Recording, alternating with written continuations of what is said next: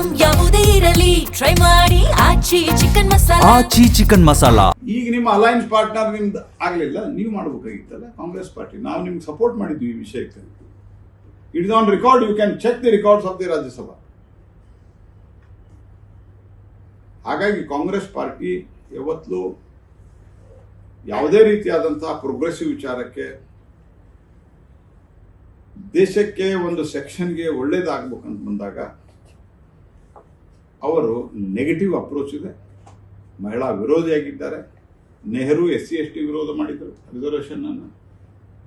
Rajiv Gandhi OBC reservation ವಿರೋಧ ಮಾಡಿದರು. ಕಾಕಾ ಕಾಲೇಲ್ಕರ್ ಕಮಿಟಿ ಎಕ್ಸಿಕ್ಯೂಟಿವ್ ನೆಹರುವಿಂದ ಹಿಡ್ಕೊಂಡು ಯಾರೂ ಮಾಡಲಿಲ್ಲ.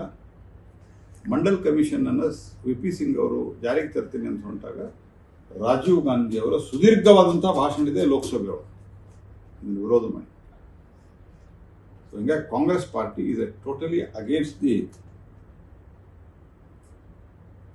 This bill. ಸುಮ್ಮನೆ ಇದಕ್ಕೊಂದು ಡಿಲಿಮಿಟೇಷನ್ ಮಾಡ್ತೀರಿ, ಇದು ಮಾಡ್ತೀರಿ. ಮತ್ತು ಡಿಲಿಮಿಟೇಷನ್ ಅಕಸ್ಮಾತಿಗೆ ಮುಂದೆ ಬಂತಪ್ಪ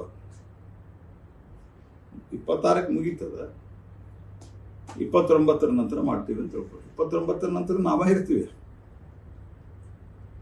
BJP will be in power in even after 29. ಯಾವಾಗಾದ್ರೂ ಡಿಲಿಮಿಟೇಷನ್ ಇನ್ನು ಮುಂದೆ ನಾವೇ ಮಾಡೋದು.